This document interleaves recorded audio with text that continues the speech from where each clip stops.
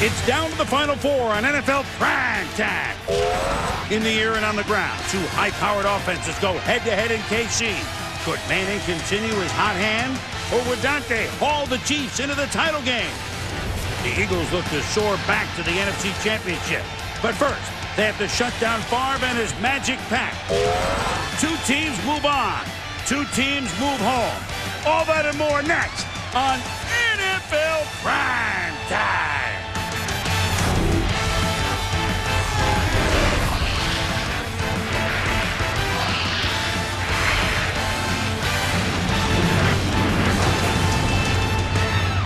NFL Primetime is presented by Miller Lite. Primetime is Miller time. And now, here's your host, Chris Berman. And hello once again, everybody. Welcome to NFL Primetime, Divisional Sunday. Chris Berman along with Tom Jackson. And for football fans, it's a bummer. This weekend has to end, Tom. You know, we always say divisional round, the greatest weekend that we can have. Mm-hmm. It actually turned out to be just that. Well, usually half the games are two Blowouts. touchdowns or more. Yeah. None of the games were blowouts. And so we're going to start with the NFC game, the late game at Philadelphia. Packers-Eagles, would it be cheese heads or cheese steaks? And here we go from the lake. The Eagles coming out. Donovan McNabb fired up. But Brett Favre has been here before, and he has a magic streak going. First quarter, it was the Packers defense that was magic, chasing Donovan McNabb. It's a fumble, and Nick Barnett recovers, and the Pack in business. And typical Brett Favre, first play after the fumble, you're gonna run. No, play action up top. Favre, zing, Robert Ferguson, touchdown, 7-0. Pack. So the Eagles know the game is on. They try to answer, and they do it. And Donovan came out throwing not well, but running, well, that's a different story. You know, we talked about what Donovan McNabb was capable of as an athlete, and here he is. He takes off. Nobody's open down the field, gets the pressure, 41-yard gain. First big play by Donovan McNabb. And now on 3rd and 9, red zone, McNabb to Freddie Mitchell. Freddie does the acting. Hey, we caught it. However, Mike Sherman, Packers, throw the red flag, and they were smart. You know, the DB's got a close look at it. You're going to get a close look at it right now. The ball underneath Freddie, and you can see clearly it's not a catch. The refs get it right. And so they miss a field goal to David Akers, and Favre makes them pay. Now red zone, Favre, Ferguson again. By the end of the first quarter, it's 14-0 Green Bay on the road. And now we move second quarter. Green Bay's having their way, except for that run you saw. But, Tom, here's a corner blitz, and McNabb finds Todd Pinkston. Yeah, so the safety ends up trailing. Most safeties not used to covering with their back to the football. Great throw, great catch. Sets up the shovel pass. Next play, Deuce Staley, touchdown. And now the big throw, McNabb, and the touchdown makes it 14-7. Next Packer drive, 3rd and 1. They don't get 1. They don't get 2. Ahman Green, who ran for almost 200 against this squad on a Monday night game, 33 yards, 1st and goal. And here is something they'll be talking about in Philly for a long time. First down, incomplete to Bubba Franks' Favre. 2nd and goal, Najee Davenport inside the 2. 3rd and goal, Davenport, the rim shot, but his knee is going to be down, not quite in, Tom. And then, 2-minute warning. 4th and goal, do you kick a field goal? No, they're going to go for it. And the Philly defense actually tripped over his own man. What a stop by Philadelphia to keep the game at 14-7. Because you could have had a 10-point lead knowing you were going to get the ball in the second half. On the kick, you mean, and the Eagles ball now, though, in 3rd quarter. McNabb to L.J. Smith. We told you he'd be a factor. 23 yards. And then Donovan. And watch the move. Whoop! To get 5 extra yards on a 24-yard scramble. Now, same drive, 4th quarter. McNabb, how does he do it? This is Houdini. Shakes 1, shakes 2, buys time. Touchdown, Todd Pinkston. We're tied at 14 just as we go to the 4th quarter. A lot of great things about this play. First, it's Donovan McNabb's escapability. He's so strong, but the other great thing, keeps his head up, delivers a perfect strike to Pinkston, and then watch the other end of the play. Pinkston aware to not step out of bounds. He could not have been the first guy to touch the football. Give your quarterback a place to throw the football. He did. Donovan delivered. Now, there are penalties, so this doesn't add up, but Donovan McNabb, 73 passing, 36 rushing on that drive. But here come the pack. Favre to Javon Walker, 44 yards. So with 12 minutes to go, this helped set up a long field goal. 17-14 under 2 minutes to go, same score. McNabb sacked by Bao Ju. He ruled in the grasp. So 4th and 26. Andy Reid's got a long playbook, but not many for this. But Donovan McNabb, Freddie Mitchell, 27 yards on 4th and 26. Amazing. 22 seconds to go. McNabb for Todd Pickett, almost intercepted by Mike McKenzie. Look, Andy didn't need to see Mike Martz yesterday. He would have done this anyway. But go for the win. McNabb, but they almost backfired. Almost get sacked. But again, the strength of McNabb, avoid the sack, gets to throw that ball out the back of the end zone. And that was the confidence in the quarterback. He throws it out. David Akers from Louisville. Green Acres, the place to be. Field goal good, 37 yards, overtime. Eagles ball, but they punt. And now, first play pack. Favre sees the corner blitz, but he overthrows it. It's Brian Dawkins, the Pro Bowl safety, that makes the pick. And the Eagles are in business. Just got away. 2nd and 13 now. Deuce Staley gets past Grady Jackson. 15 yards. Eagles keep driving. They don't even kick the field goal on 3rd down. They go for it. They get short. And now, David Akers, 31-yard field goal. 3rd straight NFC Championship game. Philadelphia. Overtime. Akers wins it. Take a look. Darren Sharper trying to call the timeout to freeze him. Ref. The ref's like, get out of my way so I can see the kick. But Mike Sherman, his team gave. His team provided so many thrills. But it's now Dawkins, McNabb, and the Eagles. They're the ones moving on when it looked bleak as could be. Down 14 points at home. They win it in overtime. And they will host Carolina next week in the NFC Championship game. 4th and 26. What can you say? I thought at 4th and 26 that we were in pretty good shape there. And Donovan McNabb has been an excellent fourth quarter quarterback, and he showed that today. He made a throw he had to make, and you have to take your head off to a great player, and he made a great play. Never want to be in that position because obviously your chances, are not in your favor. But, I mean, the team just came together. We rallied behind each other and just, we converted the 4th down. And, I mean, from then on, it was just positive plays where we were able to make things happen. You can't help but be excited about that game. That was, that's what it's all about. And it was great. Great for the city of Philadelphia. Those fans were out of their minds, and it was great. Can't wait till next week. I can't imagine the coaches, players, both teams out of their mind. I think of, well, look at what Philadelphia did. I mean, and they came out, did not look good coming out of the gates at all, Tom. Well, you fall behind 14-0 at home. We knew that there was a lot of pressure on the Philadelphia Eagles, but 2 things strike me about this game. Number one, the collective will of this football team. They refuse to give up. They always think they have a chance to win. And the other thing, number 2, is that I knew for this team to advance to where they want to be in Houston, it's going to take a Herculean effort by their quarterback. He's going to have to play great. Today, he accounted for 355 yards of offense. He averaged 9.7 yards per carry on 11 carries. He did everything that he had to do, including the 4th down and 26. Herculean and Houdini-like. And I think of collective mind, 4th and 1 that the Packers didn't get. They tried it. They didn't get it in the goal line stand. And then Philly went on a 4th and 1 at their own 29 and got it. Just interesting sometimes. Symmetry. Symmetry, which we'll talk more about later. Hey, the only symmetry was on the scoreboard between the Colts and the Chiefs in the AFC playoff. We'll be back.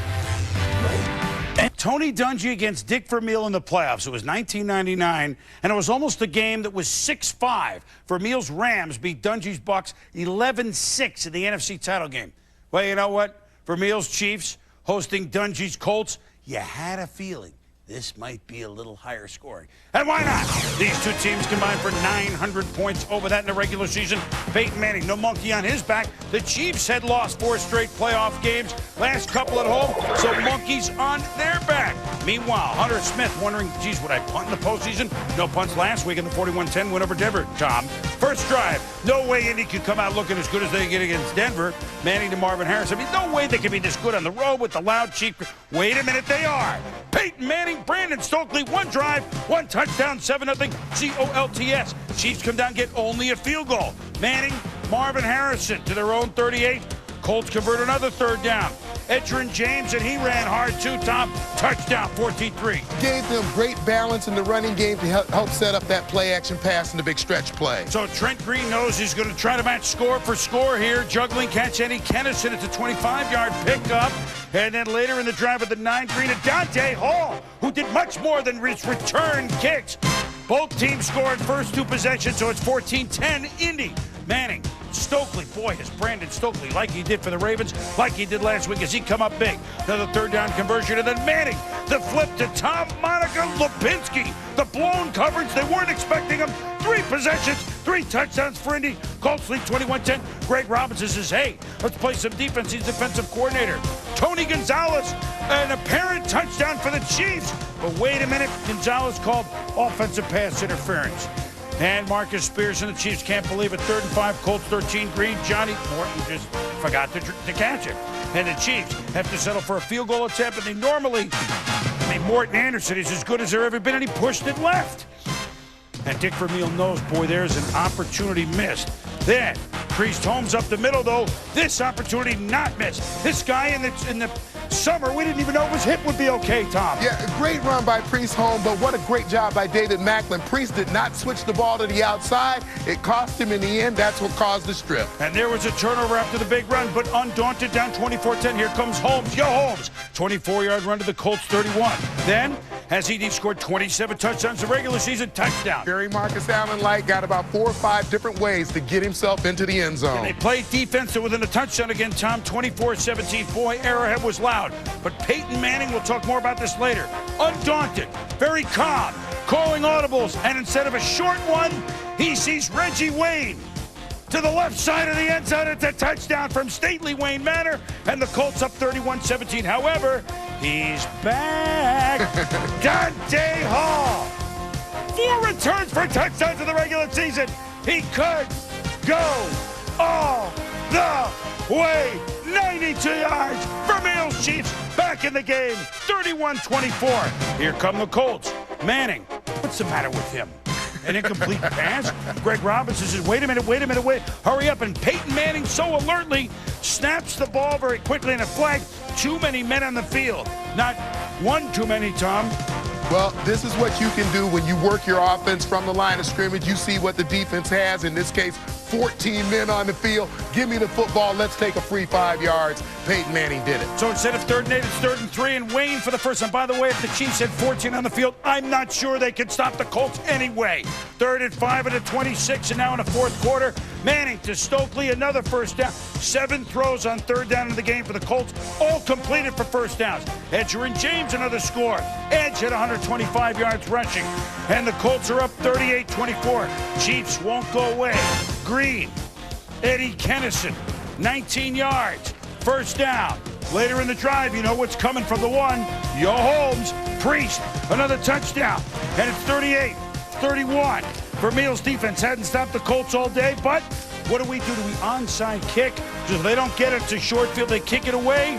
And can they finally stop them on 3rd and 8? Yes, Dominic Rhodes stopped short of first down. Would Hunter Smith get the punt? Last time the Colts punted. Not last week. Do you know the last punt was the kicker, Mike Vanderjack, with a pooch kick in that game they beat Houston at the end to win the division. And so now, what would Tony Dungy do on 4th down? He runs Rhodes wide. There's still some ticks on the clock. The Chiefs are going to get one last shot, but they need a miracle. Own 27, Priest Holmes, and just when he's boom, forget the lateral, forget the game. Peyton Manning with another absolutely stellar performance. 22 of 30 for 304 and 3 touchdowns. Both teams at over 400 yards in offense, but the Colts kept the pedal to the serious metal. And they are moving on to the AFC Championship game at New England. The Chiefs, another 13-3 season, down the drain. Well, not down the drain. It was a wonderful season, but they lose the game at home, despite the fact they're 8-0 at home all year. After the game, Chiefs defense dazzled. We just got beat. We got our ass whooped, really, is what happened. They kind of took us behind the woodshed and just beat us. I'm hot, I guess, right now. We're hot on offense. You have to play to your strengths, and you have to know what those strengths are, and we expect to score when we go places, and it's fun watching it. They're going on, and we are not. They are going on, and we are not. And but we're not. We are aware that we had some problems on defense all year. Not as many problems as we expected to have or thought we'd have today. We thought we'd have fewer problems today. I feel proud to be one of the two best teams in the AFC, and it's going to be a great duel next week. New England is so good, road and home, and I have so much respect for all their players and their coaches. It's going to be a great ball game. Be there next week on Sunday. It's going to be a fun one.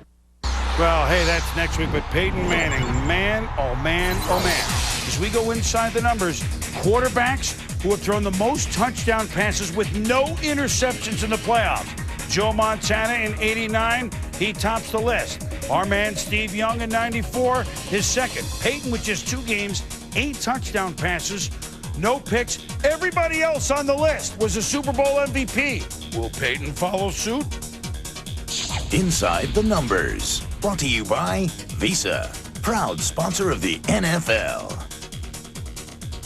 Hey, look, Tom, 79 points for the Colts in 2 playoffs games. And this one, look, this one was on the road. Just let me read this. Peyton Manning, 2 games. Absolutely. 44 of 56, 79%, 681 yards, 8 touchdowns. If that's on another level, I don't know what is. Co-MVP, and I think clearly this is the most prolific offense in the league right now with Peyton Manning running it. We talk about an offense clicking on all cylinders, and this one obviously has a lot of weapons. But let's watch the way he picked this team apart. Number 1, we're going to see man-on-man coverage from the slot receivers. This is going to be Stokley. We talked about this third receiver and what he could do. You got the slot guy who's covered. He comes off of the edge. He's going to take the back. The safety's going to split the football field. Cover half and half just inside the numbers. Brandon Stokley has outstanding speed, and you see him get in between them. That's an easy pitch and catch for he and his great quarterback. 6 guys in the box, man-to-man coverage on the wide receivers. Manning going to hit Marvin Harrison. Now, you're not going to get a view of this from the route perspective. You see the protection of Peyton Manning. But when we take another look at this, Brandon Stokley's the inside receiver, just going to run little inside curls. Very little contact by the defenders. Marvin Harrison much too quick to stick with in that man-to-man. And this is what we thought was missing from the offense we watched from the Rams. The little 8-yard pattern, the 10-yard pattern, the pattern designed to get us a first down. But this offense right now, haven't seen anybody play better than this maybe over the course of the last couple of years, not just this year. You know what's amazing, Tom? We talked about it on Countdown about what Arrowhead was going to do. That's right. The outdoor stadium, it's probably the loudest. Every fan on their feet so that Peyton could not audibilize. He was so calm and ready. It's like he went to the line, gave himself 5 seconds. He had time to go to 3 guys were running orange, orange, orange. And then he got to the line every time with about 6 to 5 seconds left in the play clock, which allowed him calmly to call. He was picture perfect. He was picture perfect in running it in that sound. And the advantage that he has, clearly, is that he sees what you're doing defensively. He makes that adjustment. He is an extension of that offensive coordinator. Tom Moore, great example. Play designed to get 3 yards and a first down. I'm going to turn it into a go route to Reggie Wayne from about the 30-yard line. I saw everything I need to see at the line of scrimmage. I change the call. I make the play. Could we have 2 more class coaches? No. Tony Dungy and Dick Vermeil. And by the way, Dick Vermeil, they'll do something about that defense. Yes. I mean, yes. They were 13-3, but unfortunately for the 2 Missouri teams who are 8-0 at home in the regular season, show me the door state. St. Louis out Saturday, Kansas City out Sunday. Colts moving on. And when we move on, we'll hear from Donovan McNabb, Houdini at its finest in Philly. To NFL Primetime, presented by Miller Lite. So we've never had 3 overtime games in any playoff, and we got them already, and we got a couple weeks to go. Philadelphia wins at 20-17 OT. Donovan McNabb, 248 yards passing, 107 yards rushing, and an interview with Ron Jaworski. Jaws? Before you get to the overtime, you're facing a 4th and 26, and you convert. What did you see, and how did you do it? Well, we knew that they were just going to drop deep, and, they were a little soft on the inside.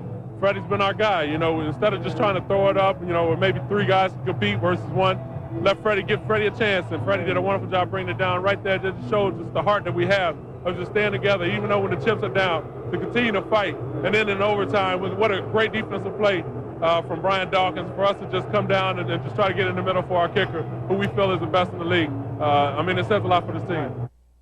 Donovan McNabb, Brian Dawkins, the old guard of the Eagles, trying to get them into the Super Bowl. They got them to the NFC Championship. Let's see what happens. But the Packers, they'll scratch their heads for a long, long time on this one, Tom. 4th and 26, they let it slip away. Well, boom, always easy to play Monday morning quarterback. But certainly if you look at that 4th down and 26, which I think obviously at the time it took place, the key play of the game, the Eagles had been sacked 5 of the previous 8 downs. So the Green Bay Packers were in a mode where they were really going after the quarterback, putting pressure on him. The key is on a 4th and 26 is I defensively do not give you time to run a 26-yard route. You bring the pressure. Quarterback either has to let the ball go or he's going to end up getting sacked, which was happening. And then the other play that I think was key, you've run the ball, you've had great success doing it, and your first opportunity in overtime, you throw the pass, and, inexplicable exactly why Brett put it where he put it. Amazing. He giveth, he taketh away. That's true. Okay. 4th and 25. Arizona throws a bomb, complete. Pack in playoffs because they beat the Vikings. 4th and 26. Philly throws a bomb, complete. Ultimately, Pack out of playoffs. Unbelievable. And what a run Brett Favre and the Packers provided. But then all of a sudden, yeah, but it was fun. It was great. It was great. Added to his legacy. Peyton Manning, Tom Brady. One will add to his legacy. We'll look at next week's championship games in a moment. Prime time, presented by Miller Lite. Grab yourself a great-tasting low-carb Miller Lite. Certainly part, Tommy, of that the Eagles win over the Packers, the goal line stand. And now remember this. Remember the goal line stand the Patriots made to stop the Colts on the 1 in Week 13, and the Patriots won the game. That's the difference with the AFC game being in New England or at Indy. And then Carolina at Philly, the late start, the NFC Championship game. Yeah, we've got the best offense, Indy. You got maybe the best defense in New England. We've got Carolina going to try to run the ball, and Philly, maybe they're the team of destiny now with Donovan McNabb and company. Well, if the championship games are like this week, bring them on! For Tom Jackson, I'm Chris Berman. Thanks for watching Prime Time.